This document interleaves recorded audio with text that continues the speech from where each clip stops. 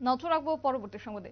ফের একবার প্রকাশ্য দীপালোকে চুরির কাণ্ডের মতো ঘটনা এবার উঠে এলো জোলাইবাড়ি উত্তর জেলার জুয়েলারি দোকান থেকে, যেখানে এক প্রকার আতঙ্কে এবার জনমনে। এবং উল্লেখ্য যে বিগত বৎসর খানেক পূর্বে ত্রিপুরার উত্তর ত্রিপুরা জেলার ধর্মনগর স্থিত রাজন জুয়েলার্সে প্রকাশ্যে দিবালোকে স্বর্ণালংকার চুরি কাণ্ডের মতো ঘটনার পুনরাবৃত্তি ঘটে গেল পানিসাগর বাজারের ভগবতী জুয়েলারিতে। ঘটনার বিবরণী জানা যায় যে বিগত 6 এপ্রিল দুপুর 1টা নাগাদ পানিসাগর বাজার স্থিত ভগবতী জুয়েলার নামক একটি রেডিমেড স্বর্ণের দোকানে ক্রেতা সেজে হাজির হয় অজ্ঞাত পরিচয়হীন এক ব্যক্তি। কানের স্বর্ণালংকার কেনার অছিলায় ব্যক্তিটি পরপর বেশ কয়েকটি স্বর্ণালংকার দেখার সময় জুয়েলারির মালিক নির্মল বণিকের সরলতার সুযোগকে কাজে লাগিয়ে 2 জোড়া কানের রেডিমেড স্বর্ণালংকার লুকিয়ে নেয় ওই ব্যক্তি। পরবর্তীতে 1 জোড়া কানের স্বর্ণালংকার 35,000 টাকা মূল্যের বিনিময়ে সাব্যস্ত করে টাকা দিতে গিয়ে পকেট থেকে মানিব্যাগ হারিয়ে যাওয়ার নাটক মঞ্চস্থ করে হারিয়ে যাওয়া মানিব্যাগের সন্ধানে দোকান থেকে বেরিয়ে পালিয়ে সক্ষম হয়। তবে গোটা বিষয় সম্পর্কে কি রয়েছে শুনবো বিস্তারিত। কি নাম আপনার? আপনার প্রতিষ্ঠানের নাম কি? ভগবতী জুয়েলারি। কি হয়েছে আপনার দোকানে? গত শনিবার 6 তারিখ 6 এপ্রিল আমার দোকানে একজন এসেছিল অজ্ঞাত পরিচয় গ্রাহক হিসাবে। আসার পরে আমাকে বলছে কানের রিং দেখার জন্য। আমি দেখালাম, দেখানোর পরে বলছে না আর চেয়ে একটু বেশি ওজনের দেখান।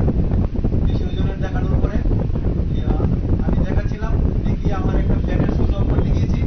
তখন কি করলো, সে ওই কানের রিংটা পকেটে ঢুকিয়ে নিল। তো আমি তৎক্ষণাৎ আমি বুঝতে পারিনি। যখন সে আরেকটা রিংয়ের হিসাব করছিল, হিসাব করার পরে যখন তাকে বললাম যে আমার 34,200 টাকা হয়েছে, সে আমাকে পেমেন্ট করবে, তখন বলছে যে তার পকেটের পার্স নাকি অন্য জায়গায় ফেলে এসেছে। তাড়াহুড়ো করে বেরিয়ে গেছে। আমি মনে করলাম মনে তার ফেলে এসেছে।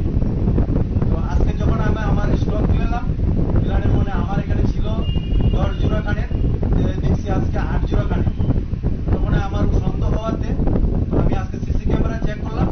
চেক করে আমি দেখতে পেলাম সে কি করলো, আমার 2 জোড়া কানের সে পকেটে ঢুকিয়ে দিল। সন্দেহভাজন যে ব্যক্তিটি এসেছিল তাকে কি আপনি চিনতে পেরেছেন? তাকে আমি চিনতে পারি নাই। এর আগে কি আপনার দোকানে এসেছিল? তো আপনি চিনেন না, যেহেতু আজকে কি আপনি পানিসাগর থানাতে এই ব্যাপারে জানিয়েছেন কোনো অভিযোগ? পানিসাগর থানাতে আমি জিডি এন্ট্রি করিয়েছি, পুলিশ এখনো আসেনি। এখন আপনি কি চাইছেন?